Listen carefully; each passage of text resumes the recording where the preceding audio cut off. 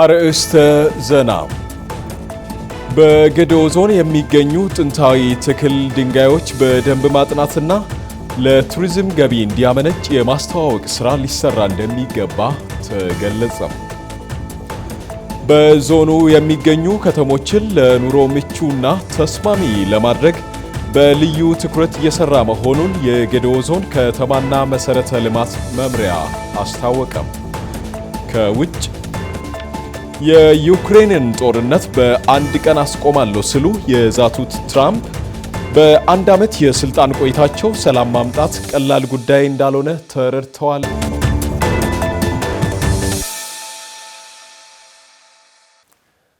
ሰላምን እንሻማ። በያላችሁበት ጤናና ሰላም ለእናንተ ይሁን። ከጌዴኦ ቴሌቪዥን የዜና 7 ዘገባዎችን በተለያዩ ርዕሰ ጉዳዮች ወደ እናንተ ይዘን ቀርበናል። ከዜናዎቹ ጋር እኔ መስፍን አለሙ አብሬያችሁ ቆይታ አደርጋለሁ። በቀዳምነት አጫጭር ጉዳዮችን ወደ እናንተ እናደርሳለን። ኢትዮጵያ ለአፍሪካ የነጻነት ፋና ወጊና የለውጥ ሐዋርያ መሆኗ እየተገለጸ ነው።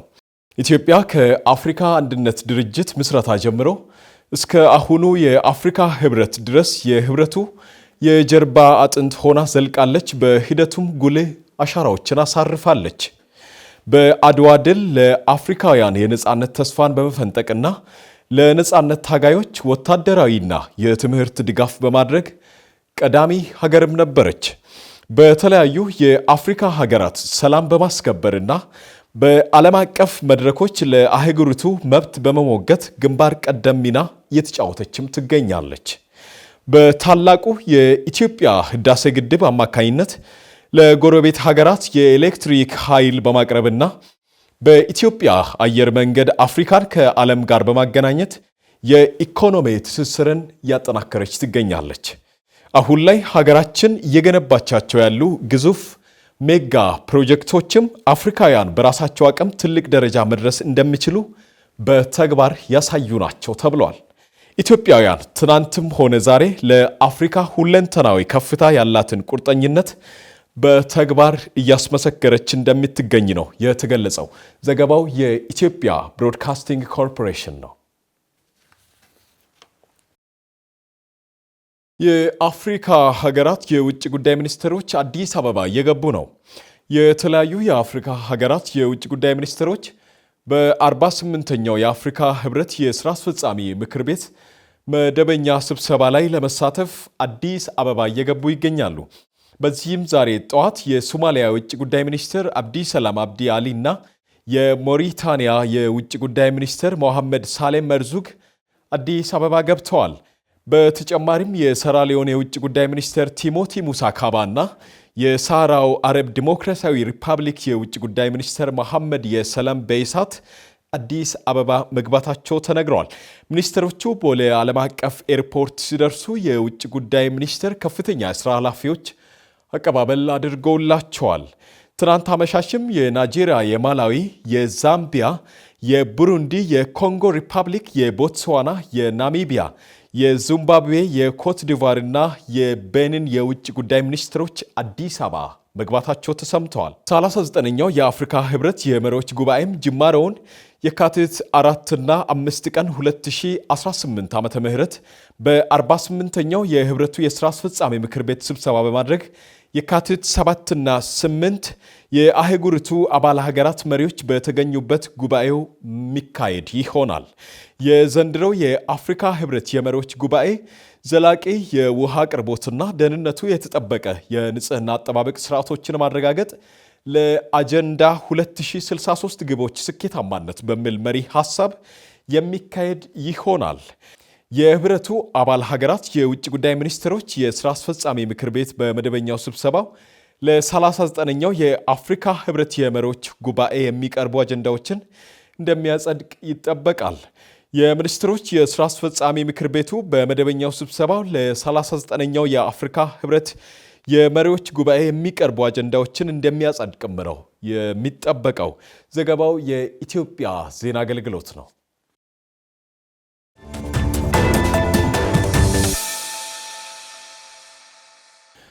ተመልካቾች የምትከታተሉት ከጌዴኦ ቴሌቪዥን የዜና 7 ዘገባችንን ነው። አሁንም እንቀጥላለን። በዝርዝር ወደ ተመለከትናቸው ጉዳዮች እናበራለን። በገደኦ ዞን የሚገኙ ጥንታዊ ትክል ድንጋዮች በደንብ ማጥናትና ለቱሪዝም ገቢ እንዲያመነጭ የማስተዋወቅ ስራ ሊሰራ እንደሚገባ ተገለጸ። የኢፌዴሪ የጠቅላይ ሚኒስትር ማህበራዊ ጉዳዮች አማካሪ ሚኒስትር ዲያቆን ዳንኤል ክብረት ከገደኦ ዞን የሚገኘውን ጫልባቱ ቲቲ መቃነ ቅርስ ጉብኝት አድርገዋል። ማሙሽ ኢሳያስ ተከታይ ዘገባ አለው። የኢፌዴሪ ጠቅላይ ሚኒስትር ማህበራዊ ጉዳዮች አማካሪ ሚኒስትር ዲያቆን ዳንኤል ክብረት በገደኦ ዞን የሚገኘውን ጫልባቱ ቲቲ መቃነ ቅርስ ጨምሮ በይርጋ ጨፌ ከተማ እየተከናወኑ ያሉ የወንዝ ዳርቻ ኮሪደር ልማት ስራዎችን ተዘዋውረው ተመልክተዋል። በምስራቅ አፍሪካ ከሚገኙ 10,000 ተክል ድንጋዮች በገደኦ ዞን ብቻ ከ6,000 በላይ ተክል ድንጋዮች እንደሚገኙ በዚህ ወቅት ተገልጿል። በዞኑ በይርጋ ጨፌ ወረዳ በሚገኘው ጫልባቱ ቲቲ መካነ ቅርስ ሳይት ላይ ብቻ ከ1,500 በላይ ተክል ድንጋዮች እንደሚገኝ ተጠቅሰዋል። እንግዲህ እዚህ አካባቢ እንደዚህ አይነት ተክል ድንጋይ መኖሩን አላቅም ነበር። ስለዚህ እዚህ ስመጣ ጥያ ብዙ ጊዜ የታወቀ የተክል ድንጋይ ቦታ ነው እና እሱን ነበር የማውቀው። እዚህም ተክል ድንጋዮች አሉ። በአፍሪካ ውስጥ በብዛት ተክል ድንጋዮች ከሚገኙባቸው ቦታዎች አንዱ ነው የሚለውን ስሰማ ነው ለማየት የመጣሁት። እንዳየሁትም በአንዱ ቦታ ብቻ በጣም ብዙ የቆሙም እንደገና በብዛት የወደቁ የተተከሉ የነበሩ ድንጋዮችን አይቻለሁ። እንግዲህ ኢትዮጵያን ከሰሜን እስከ ደቡብ ከሚያስተሳስሯት ነገሮች አንዱ ድንጋይ ነው ማለት ይቻላል። ከሰሜን አክሱም ጀምሮ አሁን እስካለንበት እስከ ጌዲዮ ድንጋይ ድረስ የተተከሉ ድንጋዮች እንደየ ባህሉ እንደየ ታሪኩ እና እንደተተከሉበት ዓላማ አሉ በጣም በብዛት እና ወደ መሬት ስንገባ ዋሻዎች፣ ከፍ ብለን ስናይ ደግሞ ትክል ድንጋዮች በጣም የኢትዮጵያን ህብረ ብሔራዊ አንድነት ከተመሰረቱባቸው ነገሮች አንዱ ነው። በጣም አስገርሞኛል። በገደኦ ዞን የሚገኙ በርካታ ተክል ድንጋዮችን አርኪኦሎጂዎችና ተመራማሪዎች በደንብ ማጥናት እንዳለባቸው ገልጸው በዞኑ የሚገኙ በርካታ ተክል ድንጋዮች በደንብ ማስተዋወቅና ለቱሪዝም አገልግሎት እንዲውል ማልማት እንደሚያስፈልግ ተናግረዋል። ታሪክና ቅርስ የተፈጥሮ ሀብት ከለውጡ መንግስት ወዲህ እድል ያገኙበት እንደሆነና አካባቢው ለቱሪዝም ገቢ እንዲያመነጭ የተለያዩ መሰረተ ልማቶች መሟላት እንዳለበት ገልጸዋል። በሚገባ ማስተዋወቅ ያስፈልጋል። እንዲህ አይነት ነገሮች የሰው ልጅ ታሪክ አካል ናቸው። የኢትዮጵያ ታሪክ አካል ናቸው። የኢትዮጵያ አባቶች የሰሯቸው፣ የኢትዮጵያ እናቶች የደከሙባቸው ስለሆኑ በሚገባ ማስተዋወቅ ያስፈልጋል። ሰዎች አንደኛ አስበው ወደዚህ እንዲመጡ፣ ሁለተኛ አስበው ወደዚህ ባይመጡም በተለያየ ስራ ሲመጡ እስቲ ያሳዩን እነዛን ተክል ድንጋዮች እንዲሉ በደንብ ማስተዋወቅ ያስፈልጋል። ሶስተኛው ማልማት ነው።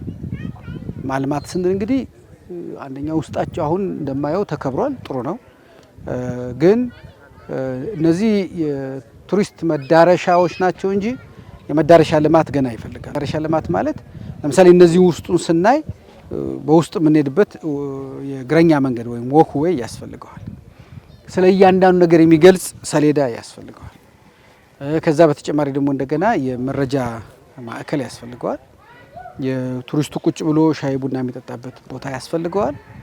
በሀገራችን ያልተጠቀምናቸው በርካታ ጸጋዎች መኖራቸውን ጠቅሰው ይህን ሀብት ወደ ቱሪዝምነት ለመቀየር ከአካባቢው ህብረተሰብና ከዞኑ ጀምሮ እስከ ፌዴራል መንግስት ድረስ ትኩረት ተሰጥቶት ይህንና መሰል ታሪካዊ ቦታዎችን በማልማት ተጠቃሚነትን ሊያረጋግጡ ይገባል ብለዋል።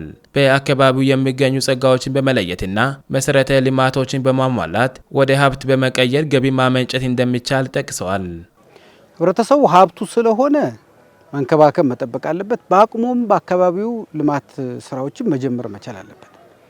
ወረዳው፣ ዞኑና ክልሉ ደግሞ እንደተባለው ከመደመር መንግስት እሳቤዎች አንዱ ያለንን ጸጋ ማወቅ፣ መጠቀም እና ወደ ሀብት መቀየር ስለሆነ እንዲህ አይነት ነገሮች መጀመሪያ ታውቀው ከዛ ወደ ሀብት መቀየር መቻል አለባቸው። አማካሪ ሚኒስትር በዲላ ዙሪያ ወረዳ በሞዴል አርሶ አደር ዳንኤል ሾንጦጦ ማሳ የተመለከቱት የግብርና ልማት ስራዎች ውጤታማ መሆኑንና ወደ ሌሎች አካባቢዎችም ሊስፋፋ የሚገባ ስራዎች መሆኑን ገልጸዋል። የጌዴኦ ዞን ዋና አስተዳዳሪ ዶክተር ዝናቡ ወልደ በዚህ ወቅት እንደገለጹት በዞኑ የሚገኙ ትክል ድንጋይ ሳይቶች ጥናት እየተደረገ እንደሚገኝ ገልጸዋል። በዞኑ የሚገኙ አርሶ አደሮች በኩታ ገጠም በቅንጅት እንዲያርሱ በማድረግ የአርሶ አደሮችን ተጠቃሚነት ለማረጋገጥ የዞኑ መንግስት ትኩረት ሰጥቶት እየሰራ እንደሚገኝ አብራርተዋል።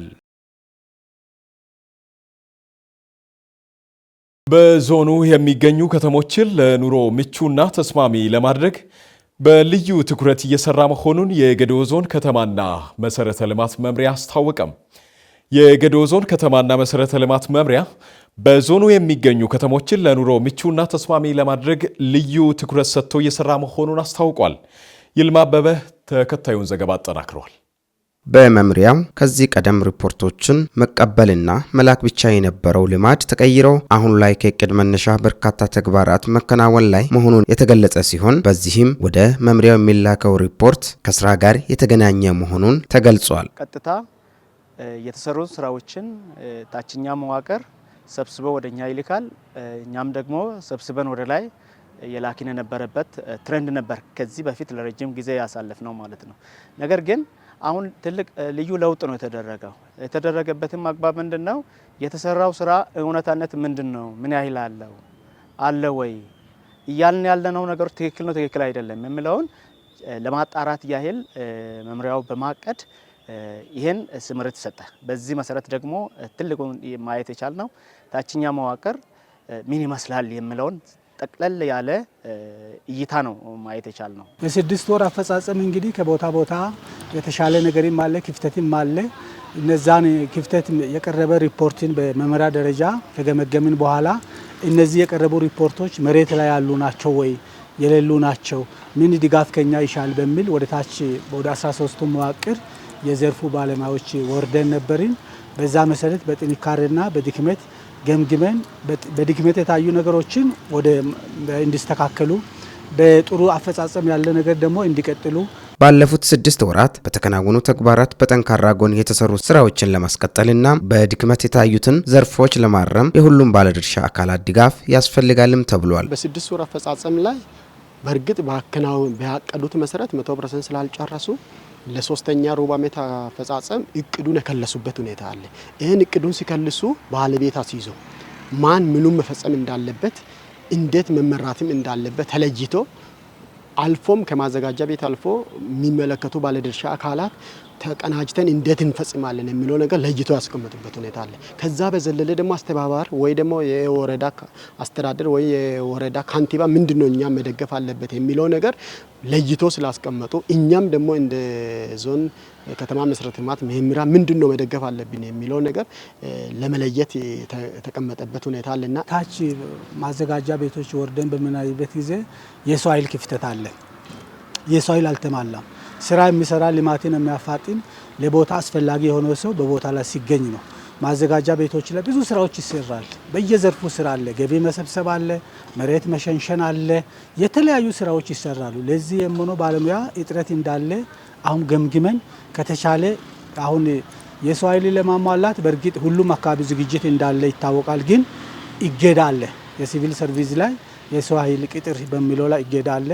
ስለዚህ እንደ መፍትሄ ምንድነው ያደረግነው? ያ እገዳ እስኪለቀቅ ድረስ ህዝቡ ከዚህ ዘርፍ ማግኘት ያለበትን ነገር ማግኘት ስላለበት በውክልና ደርቦ እንዲሰሩ ይህን አቅጣጫ አሳይተን ነው መጣ ነው። የጌዴኦ ዞን ከተማና መሰረተ ልማት መምሪያ ኃላፊ አቶ ረዴት ክፍለ በበኩላቸው መምሪያው ከሌሎች መዋቅሮች ጋር በመቀናጀት በዲላ ከተማ ልምድ ልውውጥ ማድረጉን ተናግረው ክፍተቶችን ለመለየት የ6 ወር አፈጻጸም ላይ የድጋፍና የክትትል ስራ መሰራቱንም ገልጿል። ከዚህ በፊት የታችኛው መዋቅር ወዲህ ጠርተን የ6 ወር አፈጻጸም ገምግመናል።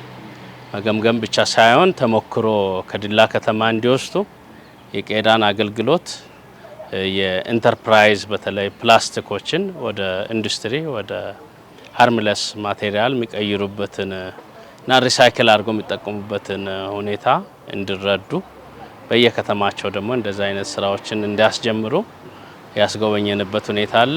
ነገር ግን በጽሁፍ የሚመጡ ሪፖርቶች ታች ላይ መሬት መኖራቸውን የህዝቡንም አስተያየት እና የማወቅራችንም ቁመና በአግባቡ መለየት ስላለብን ከ21 የበለጡ በ6 ቲም አደራጅተን ማኔጅመንትና ባለሙያ ወደ ታች ልከናል። አክለውም ኃላፊው አንዳንድ መዋቅሮች በገቢ በከተማ ልማት በቄራ በአገልግሎት አሰጣጥና በሌሎች ስራዎችም የተሻለ አፈጻጸም መኖሩን ጠቁመው ጉድለት በታየባቸው ዘርፎች ላይም በቀጣይ ለውጥ ለማምጣት በተለይም ፕላን በማስጠበቅና የህብረተሰብ ተሳትፎ ላይ አቅጣጫ ተቀምጦ በትኩረት እንደሚሰራም ገልጸዋል። አንዱ እንደ አቅጣጫ በልዩ ሁኔታ ነው የፕላን ላይ አለመደራደር። ከተሞች ለቀጣይ ትውልድ አስበው መስራትን ይጠይቃል።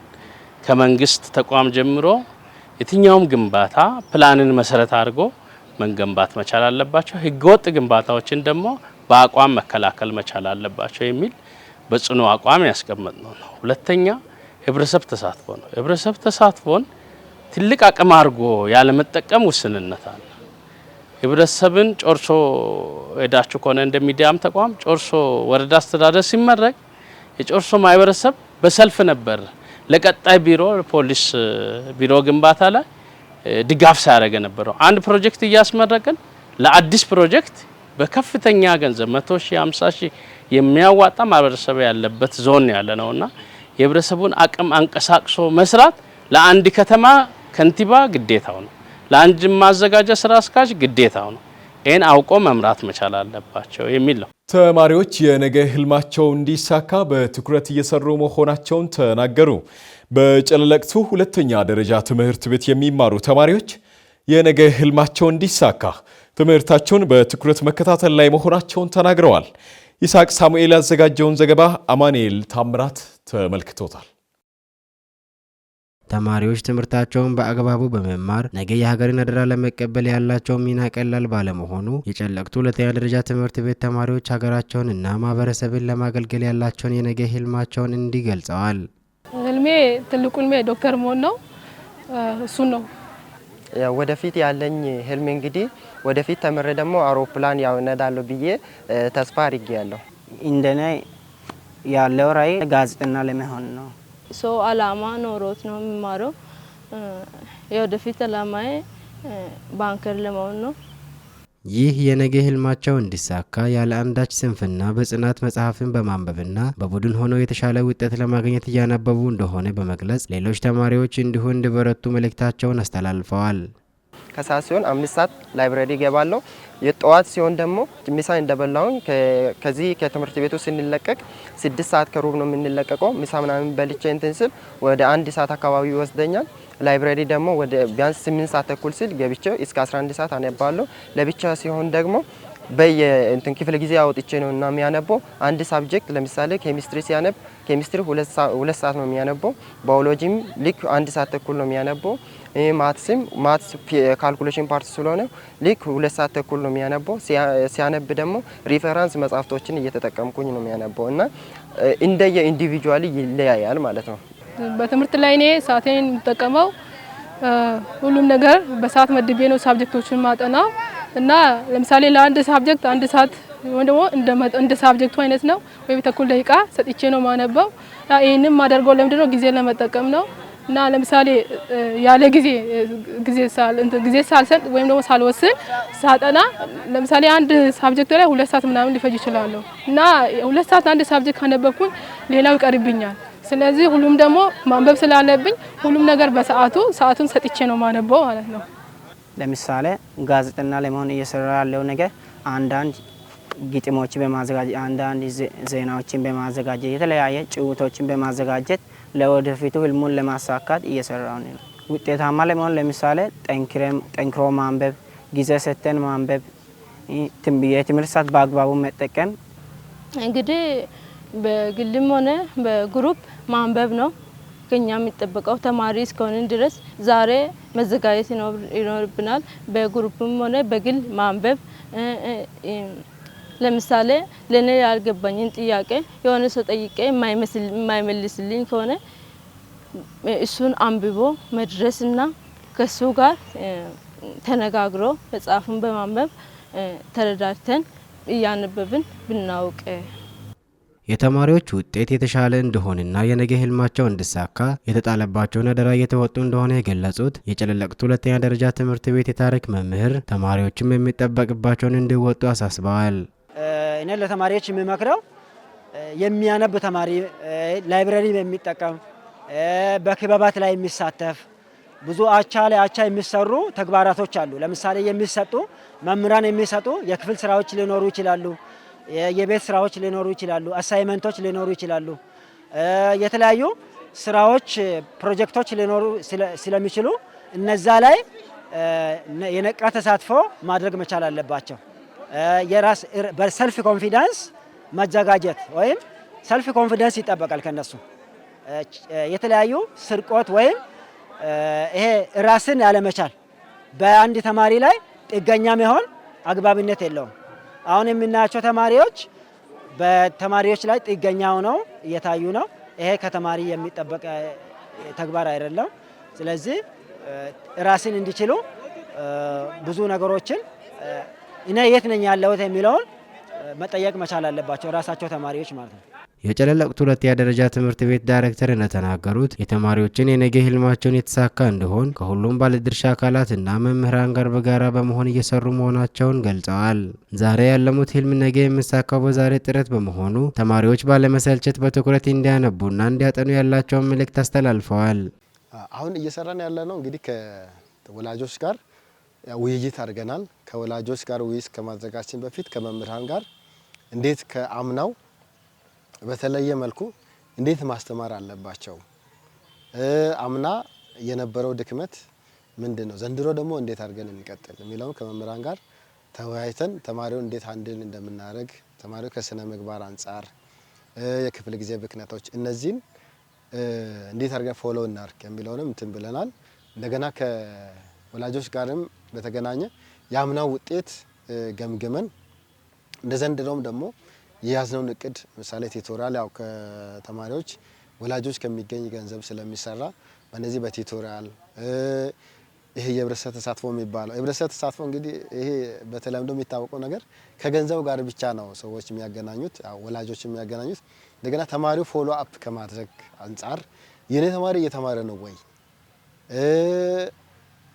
የተማሪ ውጤት እንዴት ነው፣ በእነዚህ ዙሪያ ተነጋግረናል። ጥቅምት 7 ነው እኛ ወላጅ የጠራ ነው። ተነጋግረን ያው በቃ ወላጆች ዴይሊ ክትትል እንዲያደርጉ በአንድ ጊዜ ብቻ የሚደረግ ክትትል ሳይሆን በየጊዜው እኛም እናስጠራለን። የሆነ የስነ ምግባር ጉድለት ሲኖር የማርፈድ መንጠባጠብ ካለ ወላጅ ጠርተን እናሳያለን። አቴንዳንስ ዴይሊ ይገባል፣ ሰው ሀብት ይገባል። ዛሬ ልጆች መምህራን ገብተው ልጆች አስፈርመው እኛ ጋር ይገባል። እነዚህን አይተን ወላጆችን እናስጠራለን። ዴይሊ ክትትል እናደርጋለን። ይሄን ስራ ከወላጆች ጋር እየሰራን ነው። ሌላው ተማሪ ዛሬ የተማረውን ማንበብ አለበት። ዴይሊ በቃ ሰፊ ጊዜ ውስጥ ማድረግ አለበት። ማንበብ አለባቸው። ለተማሪዎች ማስተላለፈው መልእክት ይሄ ነው። በቃ ማንበብ ነው። ኢትዮጵያና የልማት አጋሮች በአካታች እድገትና ዘላቂ ሰላም ያላቸውን አጋርነት ለማጠናከር የጋራ ቁርጠኝነታቸውን ገለጹ። ኢትዮጵያና የልማት አጋሮች በአካታች እድገትና ዘላቂ ሰላም ያላቸውን ስትራቴጂካዊ አጋርነት የበለጠ ለማጎልበት እንደሚሰሩ ነው ያስታወቁት። ሰኒያ መሐመድ ተከታይ አላት።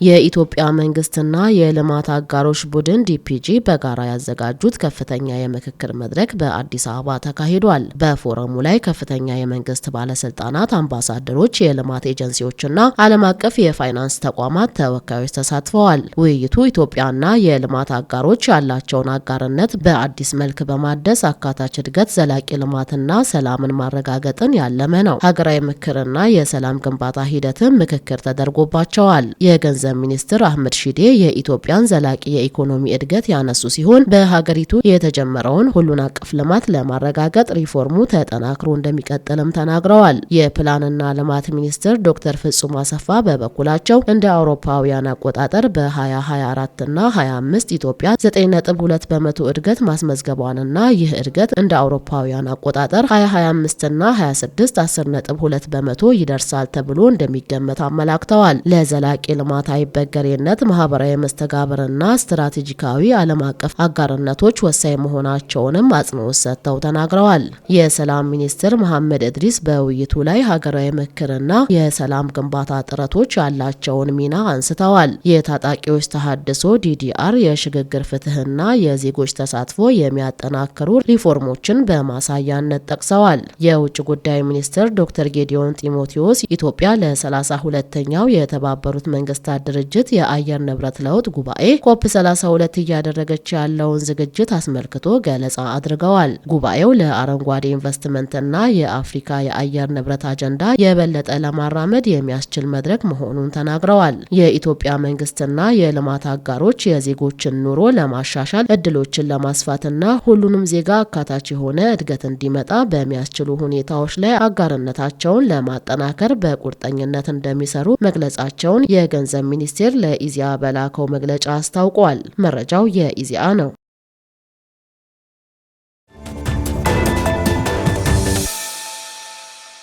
ተመልካቾች የምትከታተሉት የዜና 7 ዘገባችንን ነው። አሁንም ቀጥለናል። ከውጭ ወደ ተመለከትናቸው ጉዳዮች እናበራለን። የዩክሬንን ጦርነት በአንድ ቀን አስቆማለሁ ሲሉ የዛቱት ዶናልድ ትራምፕ በአንድ ዓመት የስልጣን ቆይታቸው ሰላም ማምጣት ቀላል ጉዳይ እንዳልሆነ ተረድተዋል። ትራምፕ 60 አባል ሀገራት ያሉትና ሁሉም አባል ሀገራት ድምፅን በድምፅ የመሻር መብት የሚሰጥ አዲስና የራሳቸው የተባበሩት መንግስታት ድርጅት ሊመሰርቱ መሆኑ ተገልጿል። ለዓለም አቀፉ የትንታኔ ዘገባ ደመላሽ ጉልማ።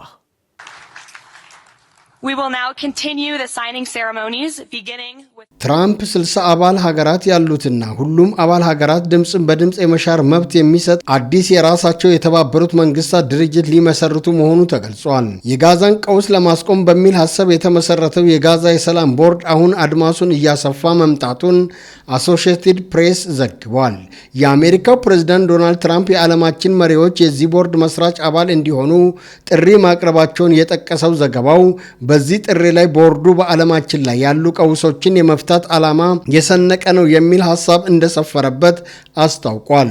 ፕሬዝዳንቱ ለ60 ሀገራት መሪዎች በላኩት በዚህ ጥሪ የሰላም ቦርዱ ዋነኛው ዕቅድ ከዚህ ቀደም ባልታየ መልኩ አዲስ ዓለም አቀፍ ተቋም መመስረትና የሽግግር አስተዳደር መፍጠር ነው ማለታቸውም ተዘግቧል። ሰላም የራቃትና መከራ የበዛባት ዓለም ትራምፕን ማመን የምትፈልግ ትመስላለች። ዓለማችን ከሁለተኛ ዓለም ጦርነት በኋላ ዳግም ወደ ጦርነትና የአንድ ግለሰብ ፈላጭ ቆራጭነት እንዳይኖር የተባበሩት መንግስታት ድርጅትን ብታቋቁምም ሰላምና ዓለም አይንና ናጫ እንደሆኑ ቀጥሏል። ነገር ግን ለታዛቢዎችና ለፖለቲካ መሪዎች ይህ ትራምፕ ከሁለተኛ ዓለም ጦርነት በኋላ የተፈጠረውን ዓለም አቀፍ ስርዓት ለማወክና በሳቸው ተጽዕኖ ስር ያለ አሰራር ለመዘርጋት ያላቸው ፍላጎት የሚያሳይ ነው።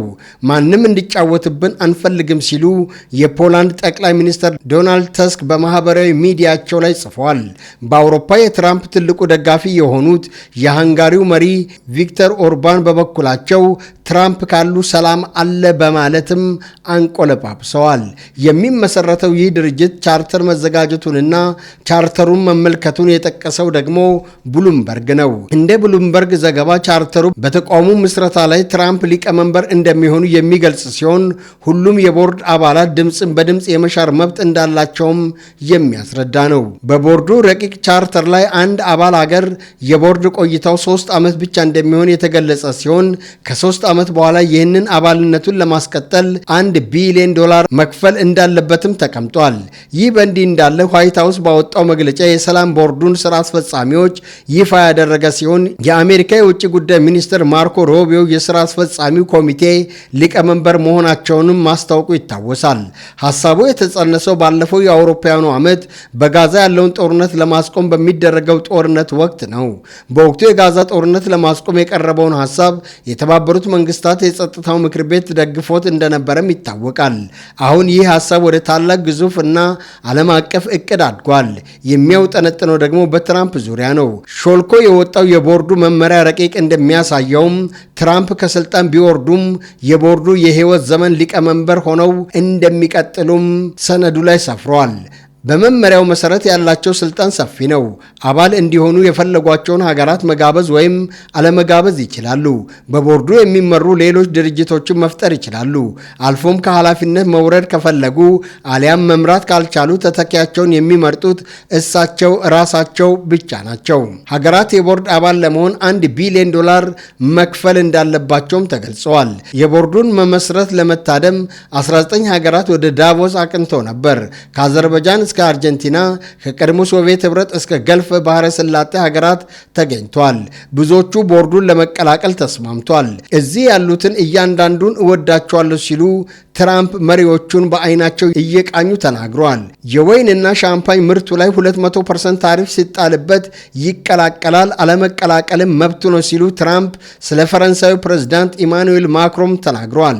ቦርዱ የተባበሩት መንግስታትን ሊተካ ይችላል ወይ ተብለው የተጠየቁት ትራምፕ ሊተካ ይችላል፣ የተባበሩት መንግስታት ይህን ያህል አስፈላጊ ሆኖ አልተገኘም ሲሉ በግልጽ ተናግረዋል።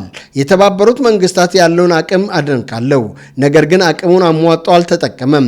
እኔ ያስቆምኳቸውን ጦርነቶች ድርጅቱ ማስቆም ነበረበትም ሲሉ አክለው ተናግረዋል። በአሁኑ የትራምፕ እንቅስቃሴ 197 አባል ሀገራት ያሉት የመንግስታቱ ድርጅት የሰላም አማካሪ ሚናውን ያጣ ይመስላል። ነገር ግን የቀድሞ የተባበሩት መንግስታት ሰብአዊ ጉዳዮች ምክትል ዋና ጸሐፊ ካለፉት 80 ዓመታት ውድቀት ልንማር የሚገባው አካታችነትን ነው። የዓለም አቀፉ ማህበረሰብ ተወካይ መሆን ያለባቸው የትራምፕ ጓደኞች ብቻ አይደሉም ይላሉ። ጉተሬዝ በቅርቡ በሰጡት አስተያየት በህግ የበላይነት የሚያምኑ እንዳሉ ሁሉ ይህ በኃይል ህግ መተካት አለበት ብሎም የሚያስቡ እንዳሉም ገልጸዋል። የዩክሬን ጦርነት በአንድ ቀን አቆማለሁ ሲሉ የዛቱት ትራምፕ በአንድ ዓመት የስልጣን ቆይታቸው ሰላም ማምጣት ቀላል ጉዳይ እንዳልሆነም ተረድቶ ይሆናል። በመካከለኛው ምስራቅ የሚሰማው የጥይት ድምፅ አነስተኛ መሆኑን አድንቀው በዩክሬን በቅርቡ ሰላም ይመጣል ሲሉም ተደምጧል። ራሳቸውን የዓለም የሰላም ሊቀመንበር አድርገው የሚቆጥሩት ትራምፕ እነሆ ለዓለማችን ሰላም ሲሉ ጠንከር ያለ ንግግር አሰምተዋል በማለት ቢቢሲና የተለያዩ ድረገጾች የፊት ሽፋናቸው አድርገው ዘገባውን ዘግበውታል።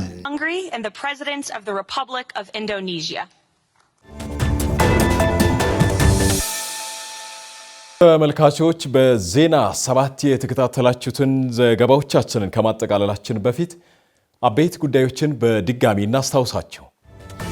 በገዴኦ ዞን የሚገኙ ጥንታዊ ትክል ድንጋዮች በደንብ ማጥናትና ለቱሪዝም ገቢ እንዲያመነጭ የማስተዋወቅ ሥራ ሊሰራ እንደሚገባ ተገለጸም።